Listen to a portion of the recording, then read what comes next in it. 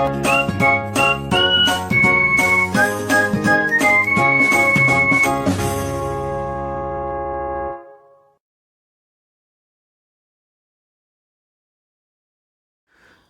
നമ്മൾ ഡിസ്കസ് ചെയ്യുന്നത് മൊഡ്യൂൾ 3 വരുന്ന സ്റ്റെബിലിറ്റി ഓഫ് അറ്റ്മോസ്ഫിയർ എന്ന് പറയുന്ന ടോപ്പിക്കാണ്.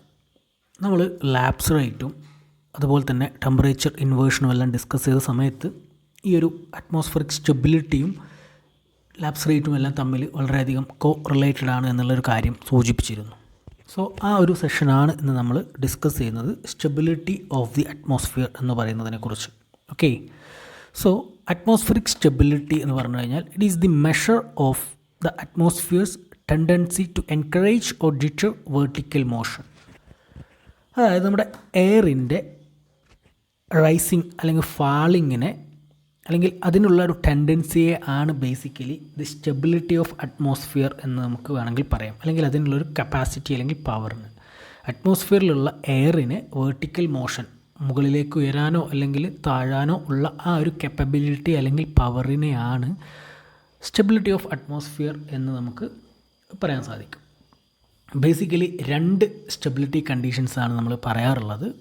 ഒന്ന് സ്റ്റേബിൾ കണ്ടീഷനും മറ്റൊന്ന് അൺസ്റ്റേബിൾ കണ്ടീഷൻസ്. ഓക്കെ, സോ ഈ ഒരു അനാലിസിസ് അല്ലെങ്കിൽ ഈ ഒരു ടെൻഡൻസി വെച്ച് നമ്മൾ ഈ ഒരു എയർ ക്വാളിറ്റി മാനേജ്മെൻറ്റിൽ കൺസിഡർ ചെയ്യേണ്ട ഫാക്ടർ എന്ന് പറഞ്ഞു കഴിഞ്ഞാൽ നമ്മുടെ അറ്റ്മോസ്ഫിയറിൽ ഉള്ള എയർ പൊല്യൂട്ടൻസിന് ഡിസ്പേർഷൻ അല്ലെങ്കിൽ മൂവ്മെൻറ്റ്, ട്രാൻസ്പോർട്ടേഷൻ സംഭവിക്കുന്നതിനെ അഫക്റ്റ് ചെയ്യുന്ന ആ ഒരു പേഴ്സ്പെക്റ്റീവിലാണ് നമ്മൾ ഈ ഒരു സ്റ്റെബിലിറ്റി എന്ന് പറയുന്ന ഫാക്ടറിനെ കൺസിഡർ ചെയ്യേണ്ടത്. സോ നമ്മൾ അറ്റ്മോസ്ഫിയറിൽ ഒരു പെർട്ടിക്കുലർ പാർസൽ ഓഫ് എയർ, ഒരു particular specified quantity of air consider ചെയ്യുമ്പോൾ അത് സ്റ്റേബിൾ ആണോ അല്ലെങ്കിൽ അത് അൺസ്റ്റേബിൾ ആണോ എന്നതിനെ ബേസ് ചെയ്തിട്ട് നമ്മുടെ എയർ പൊല്യൂട്ടൻസിൻ്റെ മൂവ്മെൻറ്റ് അല്ലെങ്കിൽ അതിൻ്റെ ഡിസ്പേർഷനും തമ്മിൽ റിലേറ്റഡ് ആണ് എന്നുള്ളൊരു ഫാക്ടർ നമ്മൾ മനസ്സിലാക്കി വയ്ക്കുക. ഓക്കെ, സോ ഒരു സ്റ്റേബിൾ അറ്റ്മോസ്ഫിയർ ആണെങ്കിൽ അവിടെ പ്രത്യേകിച്ച് മോഷൻസ് ഒന്നും ഉണ്ടാവില്ല. അതായത് ഒരു സ്റ്റേബിൾ കണ്ടീഷൻസ് എന്ന് പറയുമ്പോൾ അവിടെ മോസ്റ്റ് ഒരു പെർസെൻറ്റേജ് കൺസിഡർ ചെയ്താലും മൂവ്മെൻറ്റിന് റെസ്ട്രിക്ഷൻസ് ഉണ്ടായിരിക്കും, സ്റ്റേബിൾ ആയിരിക്കും. സോ അതുകൊണ്ട് തന്നെ അവിടെ ഈ ഒരു എയർ സർക്കുലേഷനോ അല്ലെങ്കിൽ അത്തരത്തിലുള്ള മിക്സിങ്ങോ ഒന്നും നടക്കാൻ സാധ്യതയില്ല. അതുകൊണ്ട് തന്നെ പൊല്യൂഷൻ്റെ എമൗണ്ട് വളരെയധികം കൂടുതലായിരിക്കും. പക്ഷേ അൺസ്റ്റേബിൾ ആയിട്ടുള്ളൊരു സിറ്റുവേഷൻ ആണ് എങ്കിൽ അവിടെ എയർ മൂവ്മെൻറ്റ് സംഭവിക്കുന്നുണ്ടായിരിക്കും. അതുകൊണ്ട് തന്നെ ഒരുപാട് വലിയ എമൗണ്ട് ഓഫ് എയറിൻ്റെ മിക്സിങ് സംഭവിക്കുന്നുണ്ടായിരിക്കും. സോ അത്തരത്തിലുള്ളൊരു മിക്സിങ് സംഭവിക്കുന്നതുകൊണ്ട് അവിടെ പൊല്യൂഷൻസിൻ്റെ അല്ലെങ്കിൽ പൊല്യൂഷനുള്ള ആ ഒരു ചാൻസസ് വളരെ കുറവായിരിക്കും. ഓക്കെ, സോ സ്റ്റേബിൾ അറ്റ്മോസ്ഫിയർ ആയിരിക്കും പൊല്യൂഷനുമായിട്ട് അല്ലെങ്കിൽ ഫോഗ് ഫോർമേഷനൊക്കെ ആയിട്ട് ഡയറക്റ്റ്ലി റിലേറ്റ് ചെയ്തിട്ടുണ്ടായിരിക്കുക. അൺസ്റ്റേബിൾ അറ്റ്മോസ്ഫിയർ ആകുമ്പോൾ വളരെ വലിയ രീതിയിലുള്ള അറ്റ്മോസ്ഫിയറിക് മിക്സിങ് സംഭവിക്കുന്നതുകൊണ്ട് വളരെ വലിയ അല്ലെങ്കിൽ നല്ല എയർ ക്വാളിറ്റി നമുക്ക് എൻഷുർ ചെയ്യാൻ സാധിക്കും. ഓക്കെ, സോ ആ ഒരു കാര്യങ്ങളാണ് ഇവിടെ ഡിസ്കസ് ചെയ്തിട്ടുള്ളത്. വളരെ സിമ്പിളായിട്ടുള്ളൊരു സെഷനാണ്. സോ സ്റ്റെബിലിറ്റി ഓഫ് അറ്റ്മോസ്ഫിയർ എന്ന് പറഞ്ഞു കഴിഞ്ഞാൽ നമ്മുടെ അറ്റ്മോസ്ഫിയറിലുള്ള ഒരു പെർട്ടിക്കുലർ എമൗണ്ട് ഓഫ് എയറിന് റൈസ് ചെയ്യാനോ ഫാൾ ചെയ്യാനോ ഉള്ള ആ ഒരു കപ്പാസിറ്റി അല്ലെങ്കിൽ ആ ഒരു പവറിനെയാണ് നമ്മൾ പറയുന്നത്. നമ്മുടെ പേഴ്സ്പെക്റ്റീവിൽ എയർ പൊല്യൂട്ടൻസിൻ്റെ ഡിസ്പേർഷൻ എങ്ങനെ അഫക്റ്റഡ് ആണ് എന്നുള്ളതാണ് നമ്മൾ ചിന്തിക്കേണ്ട ഫാക്ടർ. ഒരു സ്റ്റേബിൾ അറ്റ്മോസ്ഫിയറിക് കണ്ടീഷൻ അല്ലെങ്കിൽ സ്റ്റെബിലിറ്റി ഉള്ള അറ്റ്മോസ്ഫിയറിക് കണ്ടീഷൻ എന്ന് പറയുമ്പോൾ അവിടെ എയർ മൂവ്മെൻറ്റ് റെസ്ട്രിക്റ്റഡ് ആയിരിക്കും. സോ അവിടെ പൊല്യൂട്ടൻസ് ഉണ്ടെങ്കിൽ അത് അവിടെ തന്നെ നിലനിൽക്കും.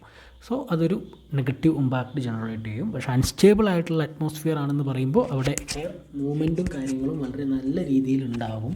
അതുകൊണ്ട് തന്നെ എയർ മിക്സിങ് സംഭവിക്കുന്നുണ്ടായിരിക്കും. സോ ഈ എയർ പൊല്യൂട്ടൻസ് ഉണ്ടെങ്കിൽ തന്നെ അവയ്ക്ക് അവിടെ നല്ല ക്വാണ്ടിറ്റി ഓഫ് എയർ മിക്സിങ്ങും ട്രാൻസ്പോർട്ടേഷനും സംഭവിക്കുന്നത് കൊണ്ട് വളരെ നല്ലൊരു എയർ ക്വാളിറ്റി എൻഷുർ ചെയ്യാൻ പറ്റും എന്നുള്ളതാണ് നമ്മൾ മനസ്സിലാക്കേണ്ട factor.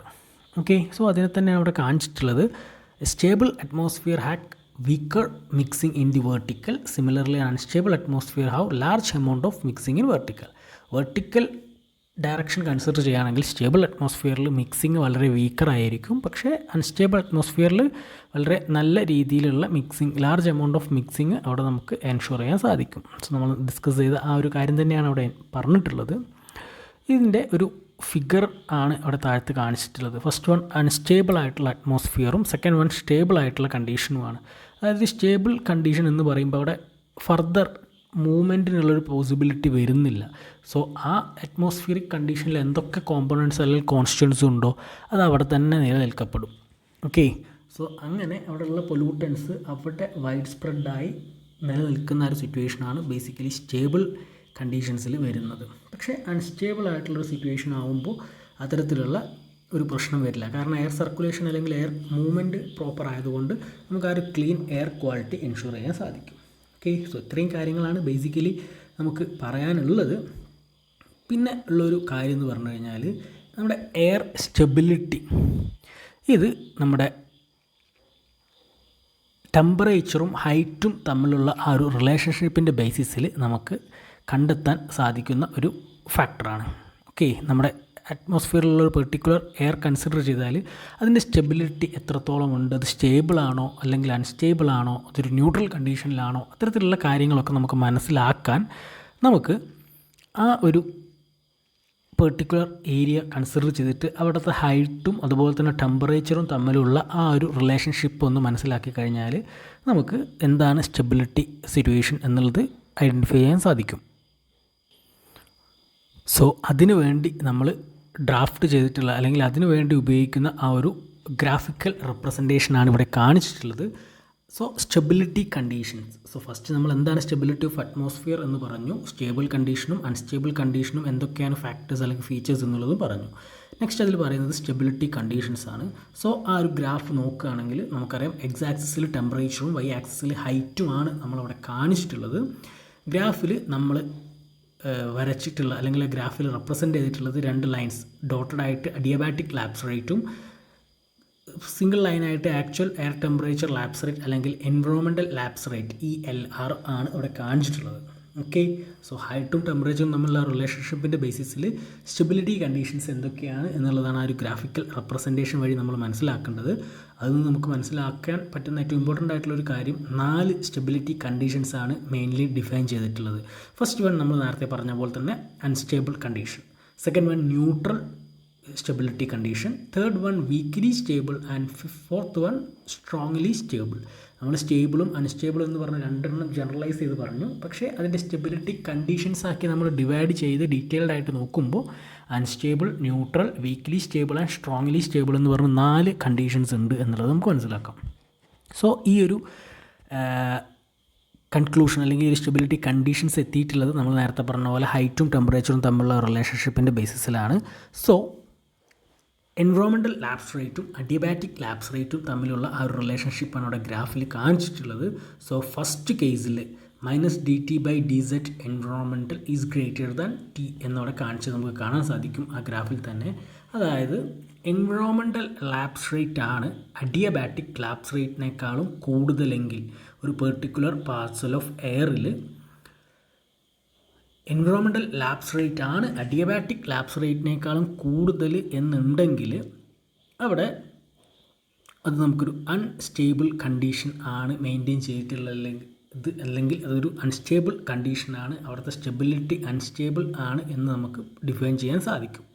So environmental lapse rate -dT/dz is greater than adiabatic lapse rate T ആണെങ്കിൽ situation is unstable condition.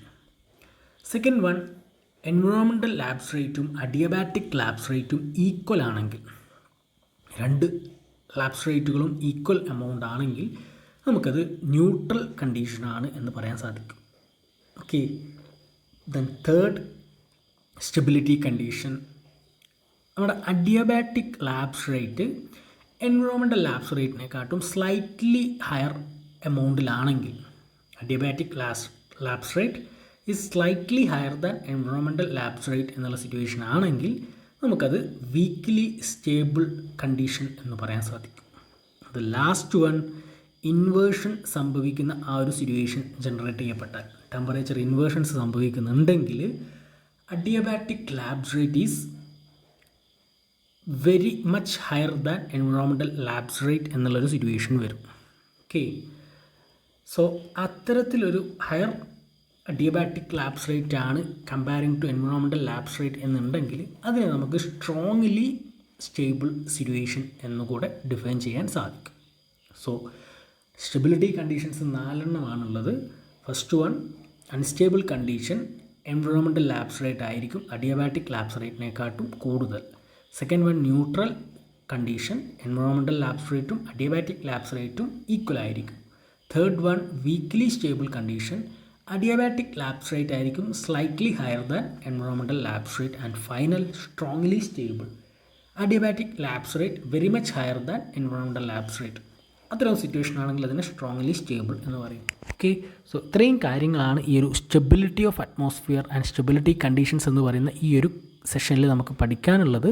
So എന്താണ് സ്റ്റെബിലിറ്റി ഓഫ് അറ്റ്മോസ്ഫിയർ എന്നുള്ളൊരു ഡെഫിനിഷൻ ആദ്യം എഴുതുക. അതിന് ശേഷം നമ്മൾ എയർ ക്വാളിറ്റി മാനേജ്മെൻറ്റിൻ്റെ പെർസ്പെക്റ്റീവിൽ പറയുമ്പോൾ നമുക്കവിടെ എയർ പൊല്യൂട്ടൻസിൻ്റെ ഡിസ്പേർഷൻ ആണ് കൺസിഡർ ചെയ്യേണ്ട ഫാക്ടർ എന്നുള്ളത് നോട്ട് ചെയ്യുക. ദെൻ സ്റ്റേബിൾ അറ്റ്മോസ്ഫിയർ ആണെങ്കിൽ അവിടെ എയർ സർക്കുലേഷൻ അല്ലെങ്കിൽ മിക്സിംഗ് ഓഫ് എയർ സംഭവിക്കുന്നില്ല എന്നുള്ളതും, അൺസ്റ്റേബിൾ ആണെങ്കിൽ അവിടെ വലിയ എമൗണ്ട് ഓഫ് എയർ മിക്സിംഗ് സംഭവിക്കും വെർട്ടിക്കൽ ഡയറക്ഷനിൽ എന്നുള്ള കാര്യവും പറയുക. ദെൻ സ്റ്റേബിൾ കണ്ടീഷനാണ് പൊല്യൂഷനായിട്ട് ഡയറക്റ്റ്ലി റിലേറ്റഡ് ആയിട്ടുള്ളത്. ഫോഗ് പ്രൊഡ്യൂസ് ചെയ്യാനുള്ള സാധ്യതയൊക്കെ സ്റ്റേബിൾ ആയിട്ടുള്ള കണ്ടീഷനിലായിരിക്കുമെന്നും, ആൻഡ് അൺസ്റ്റേബിൾ ആണെങ്കിൽ നമുക്ക് ക്വാളിറ്റി ഉള്ള എയർ എൻഷുർ ചെയ്യാൻ സാധിക്കുമെന്നുള്ളൊരു പോയിൻ്റ് നോട്ട് ചെയ്യുക. ആൻഡ് നെക്സ്റ്റ് വൺ, ടെമ്പറേച്ചറും ഹൈറ്റും തമ്മിലുള്ള റിലേഷൻഷിപ്പ് വെച്ച് നമുക്ക് ഡിഫറൻറ്റ് സ്റ്റെബിലിറ്റി സിറ്റുവേഷൻസ് അല്ലെങ്കിൽ കണ്ടീഷൻസ് എന്താണെന്നുള്ളത് എക്സ്പ്ലെയിൻ ചെയ്യാൻ സാധിക്കും എന്നുള്ളൊരു കാര്യം പറയുക. അതിനുശേഷം ഡിഫറൻറ്റ് സ്റ്റെബിലിറ്റി കണ്ടീഷൻസ് എന്ന് പറഞ്ഞ് ഈ ഒരു ഗ്രാഫിക്കൽ റെപ്രസെൻറ്റേഷൻ കാണിക്കുക. അതായത് ടെമ്പറേച്ചറും ഹൈറ്റും തമ്മിലുള്ള ഈ ഒരു ഗ്രാഫിക്കൽ റെപ്രസെൻറ്റേഷൻസ് അവിടെ നോട്ട് ചെയ്യുക. ആ ഓരോ ഫിഗറിൽ അഡിയബാറ്റിക് ലാപ്സ് റേറ്റും എൻവയോൺമെൻറ്റൽ ലാപ്സ് റേറ്റുമാണ് ഗ്രാഫിൽ കാണിച്ചിട്ടുള്ളത്. സോ ഓരോ സ്റ്റെബിലിറ്റി കണ്ടീഷൻസിനും unstable, neutral, weakly stable, strongly stable അതിൻ്റെ ഗ്രാഫ് ഏത് രീതിയിലാണ് സിറ്റുവേറ്റ് ചെയ്യുന്നത് എന്നുള്ള ഒരു ഫാക്ടർ കൂടെ മനസ്സിലാക്കി ആ ഗ്രാഫ് വരച്ച് അതിനുശേഷം അതിന് എന്തൊക്കെയാണ് ഓരോ സ്റ്റെബിലിറ്റി കണ്ടീഷൻസും എങ്ങനെയാണ് വരുന്നത് എന്നുള്ള റിലേഷൻഷിപ്പും കൂടി എക്സ്പ്ലെയിൻ ചെയ്യുക എന്നുള്ളതാണ് എക്സാം പോയിൻ്റ് ഓഫ് വ്യൂവിൽ ഈ ഒരു ടോപ്പിക്കിൽ നമുക്ക് നോക്കേണ്ട കാര്യം. Okay, thank you.